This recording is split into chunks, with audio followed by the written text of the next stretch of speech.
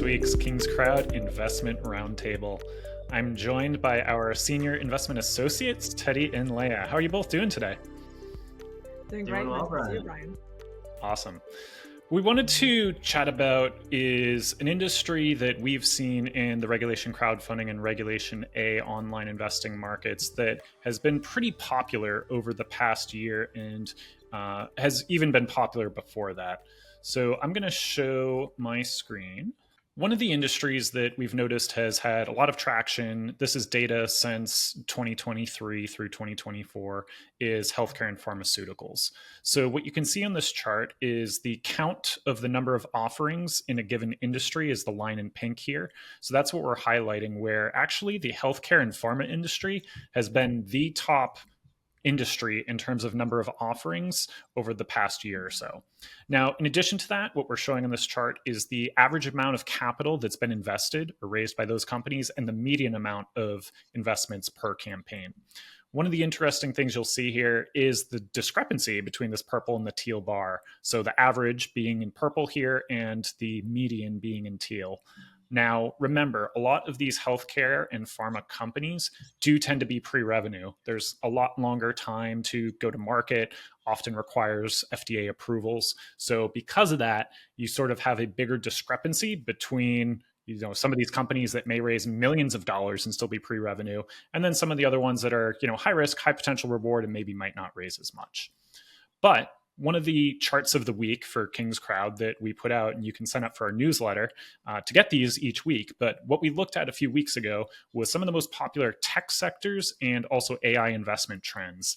And again, what we saw is health tech, kind of this investing in that health tech space, whether it's writing software or other, consumer related products around that, was again the most popular tech sector that we saw in the regulation crowdfunding markets over the past year. And in terms of capital raised, also very top performer. It was in the top 4. So in terms of regulation A investments, there has been $8 million raised over the past year in health tech, 47 million in Reg CF, and 55 million total. So with that quick intro, what we wanted to dive into today are a few interesting deals that KingsCrowd investment team is looking at. We have the KingsCrowd Capital Fund that makes investments and screens and does due diligence. So Léa, why don't you kick things off? What are some of the companies maybe in this area that you're taking a look at that have our interest today? Yes, I'm sure most of you have heard about Future Cardia if you have been for the last couple of years on the equity crowdfunding market. It's a company that is a hit every single time it raises online. And the product of the company is very simple. It's basically a heart monitor that can be easily implanted under the skin of the patient. So this monitor is able to collect data on the patient's heart and therefore send it to the doctor for constant and accurate monitoring. That can help prevent heart attack, but also monitor recurring heart diseases. And what we love about Future Cardia, the first thing I'll say personally is the founder. If you've seen Jay, you can see he used to be a salesperson in the heart monitor space because he's someone who's extremely well-spoken, very determined, and really to bring this company to success. He was accepted into 2 different accelerators, the Johnson & Johnson Accelerator and Stanford Startup Accelerator. The company has made very good progresses over the last year. The advantage of seeing Future Cardia raising for the last couple of years, it's been more than 4 years now, and they had, 4, 5, 6 different rounds. We can see that they are progressing every time. And so last time we talked to the founder in 2023, the company was about to start human trials. Now, in 2024, they did these human trials on 39 patients already. They are collecting the data and hope to get FDA approval and commercialization by 2025. A lot of you, when you think about medtech, you think, well, it requires a lot of capital, it requires FDA approval, and there's just this uncertainty. You can invest millions of dollars into a product, but the product is just never going to be approved by the FDA. What is very interesting with Future Cardia is that there is already a pathway for approval called 510K that was that was paved by previous companies. Previous companies already went through this path in order to get 510K approval. Thanks to that, it should be very quick, easy for Future Cardia to get the approval, as long as the product worked, of course, and as long as the data is actually relevant. So that's, I think, just a really great thing to highlight real quick. Teddy, I know you look at a lot of these med tech pharma companies, but can you just dive in a little bit of some of the differences of FDA approvals and how you think about that? And it sounds like this is like a fast track way of almost getting FDA approval versus going for a full blown. Yeah, so you really see this with med tech companies that are trying to innovate on existing solutions. So in the case of Future Cardia, there are some legacy players that have heart monitors in the market. And if you're able to show that the safety and essentially the operational ability of your device is similar enough to something in the market, then you're able to, with a much smaller clinical trial size and for a lot less money, you're able to bring your product to market. Whereas if it's really a brand new type of pharmaceutical drug or a med tech device that really has no predicate equivalent in the market, then that type of FDA, sometimes called de novo designation, requires significantly more expensive, much larger clinical trials, and really just kind of ups the risk profile of companies like that. Whereas with Future Cardia, 510K clearance, if they're able to show in their safety data that, it's operating equivalent to what's already out there for heart monitors, it'll be a lot easier to get that to market. Awesome. And I'll pull up just the Future Cardia KingsCrowd page to remind everyone, we cover all of these deals. We rate them in 5 different key areas, from price, market, team differentiators, and performance. And as Léa was mentioning, this is a company that's actually raised multiple times in the past. So you can see their first online crowdfunding raise was actually back in 2020, and they've done 4 other rounds since then, raising $3 million plus per round. So definitely seems to be doing something right in terms of attracting that investor interest online, wouldn't you say? Now, Teddy, I know you're also considering a lot of different deals in the market these days and looking across the med tech, bio, pharma space. Anything interesting that you're seeing?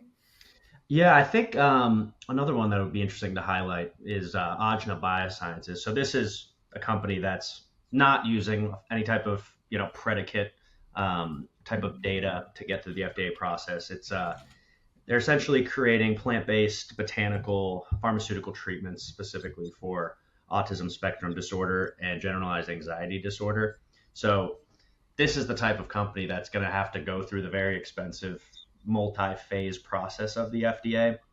And when you're kind of analyzing a company like this, you really want to see what exact indication they're going after, and how big is that, and also are the effects and the side effects of this new drug going to be significantly better than what's already out there. So with Ajna, what we really like is their first indication is for autism spectrum disorder, and the current pharmaceutical options that are based on basically synthetic drugs, those have pretty terrible side effects, but it's essentially the only thing that doctors can prescribe for this.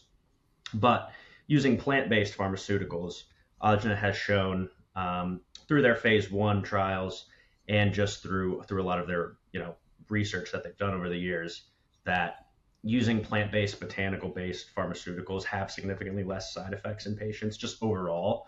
And this first indication, I think, is a really important one, and one that is desperately in need of better pharmaceutical treatment. And another thing that I like about Ajna is for each indication they're going after, they are able to set it up as a joint venture structure.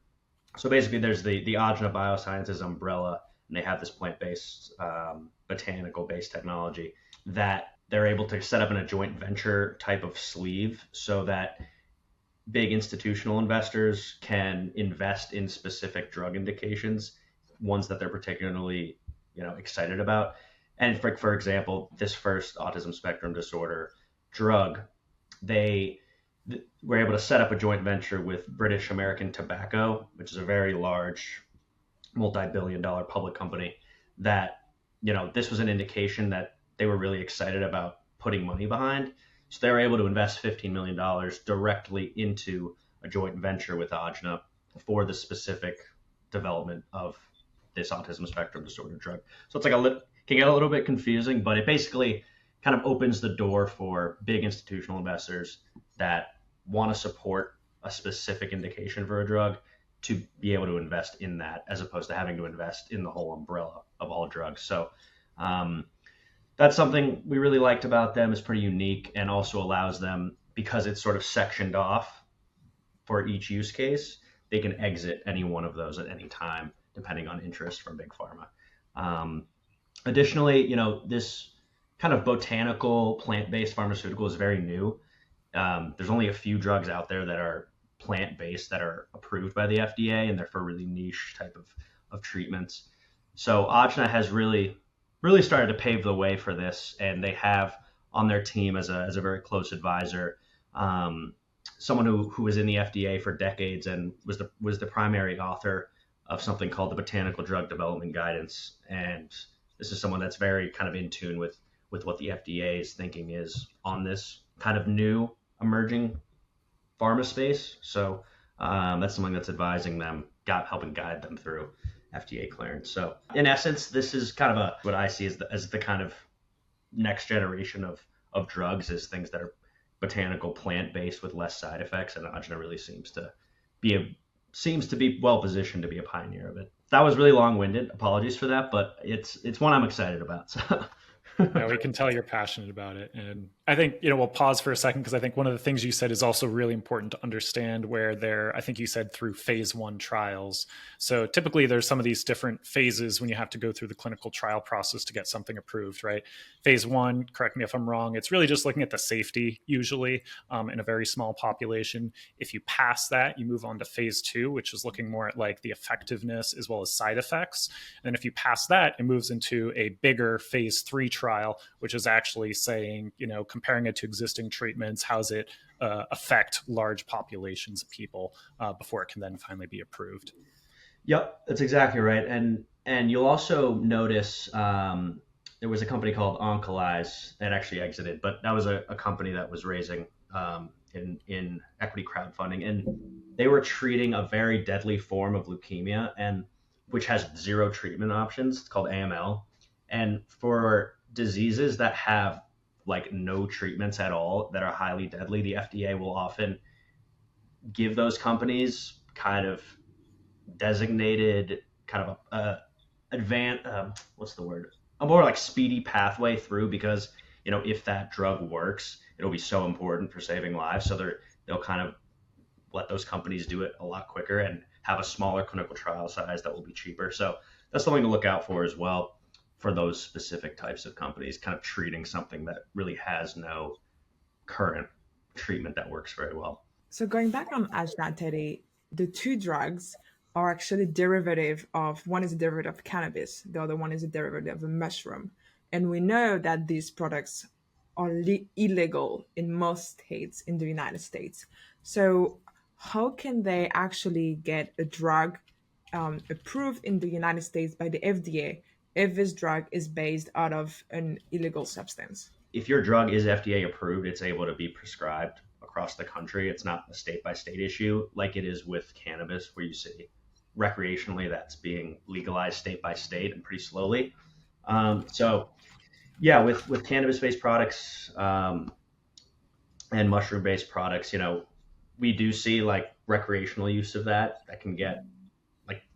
can turn out not great. But if it's really, if the FDA sees the efficacy of it, if Ajna is able to show that their drug is really able to treat these conditions with significantly less side effects, which for these 2 treatments or conditions that they're treating, side effects can be quite negative. So FDA, I think, is really worried about efficacy, not really making political points on drugs and like recreational use of them. It's more like, if this works for patients that need it and they're able to prove the efficacy and safety of it, they will approve it. And once it's approved, it'll be able to legally be prescribed anywhere. That's another great thing. I'm not an expert here, but for investors to look into if they're interested more in terms of how scheduling of drugs works, right? So I know Schedule 1 off the top of my head is typically banned for use. It's usually illegal. There's kind of a high potential for abuse. But then as Teddy mentioned, as you start getting more approvals and studies and everything else done, you can get drugs rescheduled where it becomes, approved for certain treatments or, kind of decriminalize, that sort of thing. So very good area to look into. Disclaimer.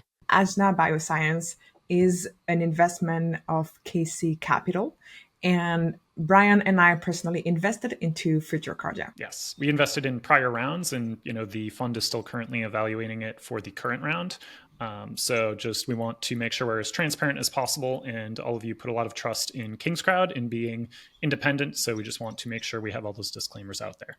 But for those who are interested to get top deals like Ajna Biosciences, which is a KC Capital fund investment, Edge users on the KingsCrowd platform get all of these top deals delivered to their inbox via email and get access to all of the other ratings and reports for every other company that's raising as an investment opportunity online. So make sure to head over to kingscrowd.com and check that out. Sign up for Edge if you're interested. Well, I think we'll wrap things up there with another great week from the Investment Roundtable. Thank you both for joining us today, and we'll see you next week.